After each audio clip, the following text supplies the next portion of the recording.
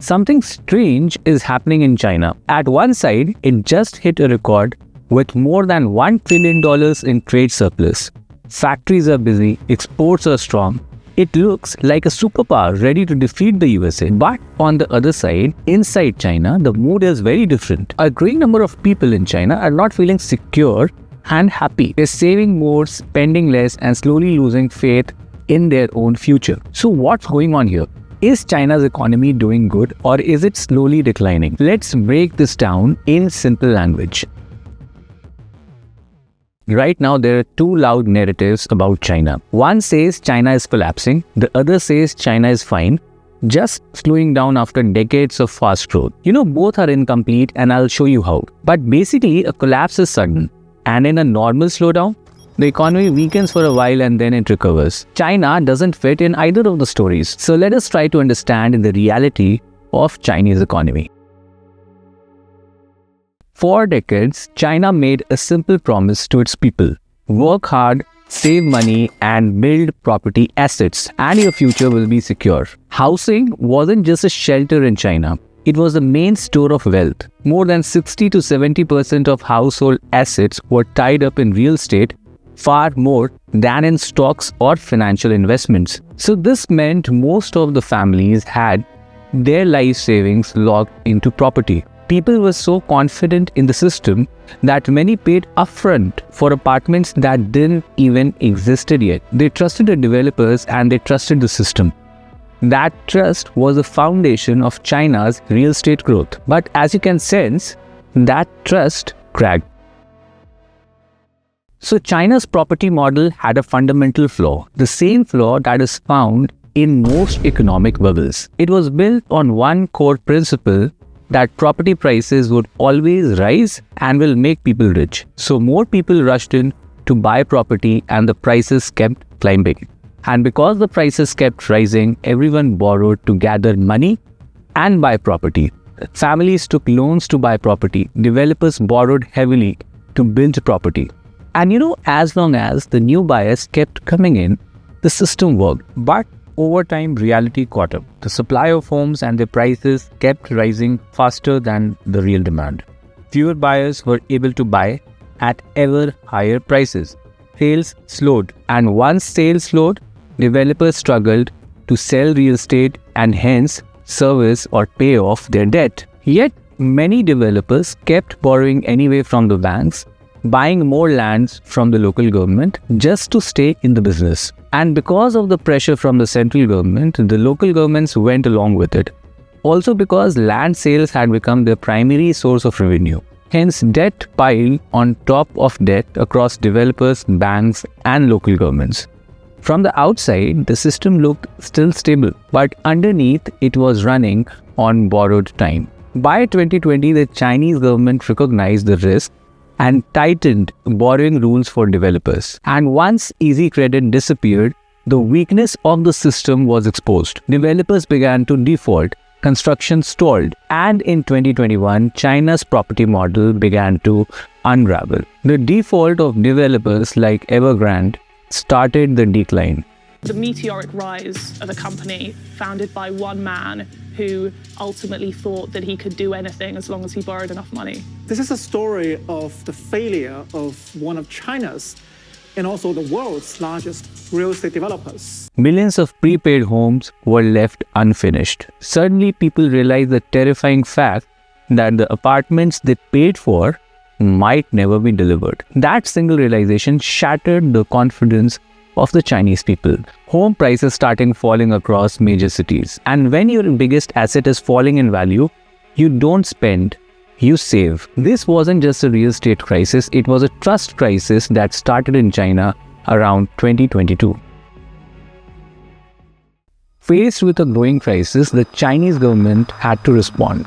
And it responded the way it always has, with stimulus or money in simple terms. Banks were instructed to lend more to developers and the Chinese people. Local governments were encouraged to release land and restart projects. Infrastructure spending was ramped up again. The idea was simple. If money flows again, people will restart buying property. But something unexpected happened.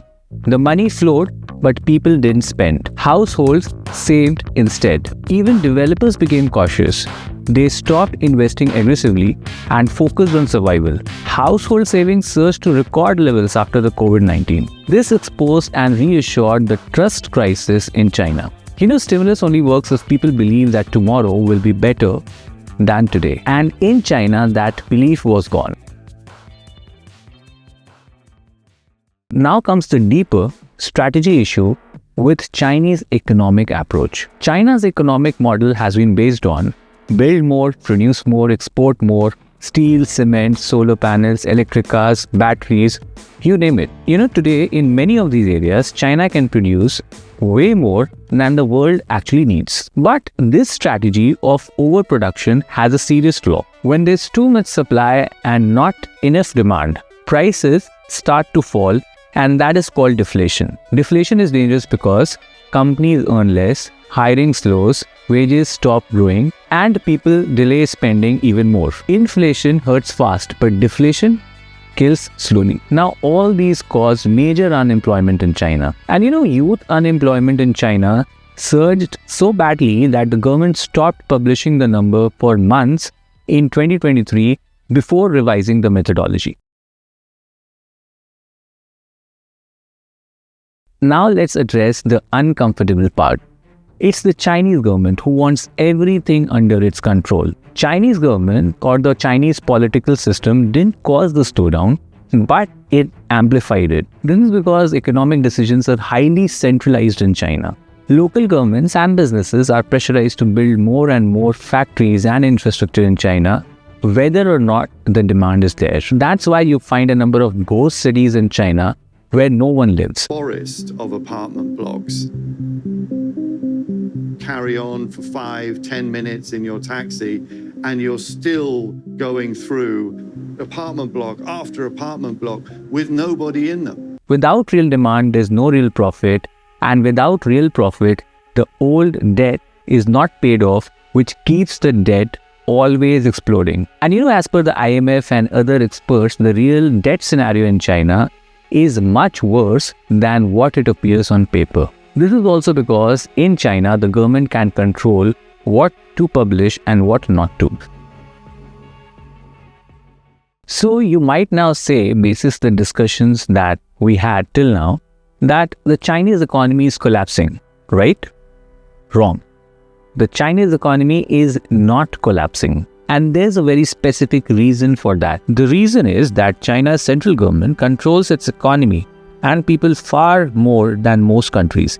It tightly controls how money moves in and out of the country. In a country like the United States, fear and panic of an event like the Lehman Brothers collapse of the 2008 spreads quickly. Investors sell assets, money flows out, and markets fall instantly. But in China, that market reaction is heavily controlled and managed by the Chinese government capital controls and policies. So basically the impact doesn't disappear, but it doesn't explode overnight as in other countries like the USA. Capital controls make it extremely difficult for large amounts of money to move outside of China. Add to it, the major banks are state-owned. The government can instruct them to keep lending to a business even if profits suffer. This is the one reason why the property bust has been stretched out over the years in China instead of ending in a single crash. While the USA immediately experienced the housing bubble crash in the 2008. What do you think of India? Has India also got similar controls? Let me know in the comments. See, in democracies, governments react, but in China, government directs. So does it solve the problem? Is the Chinese economy immune from a downturn? Well, exactly no. The Chinese government can use its tools to delay the problem.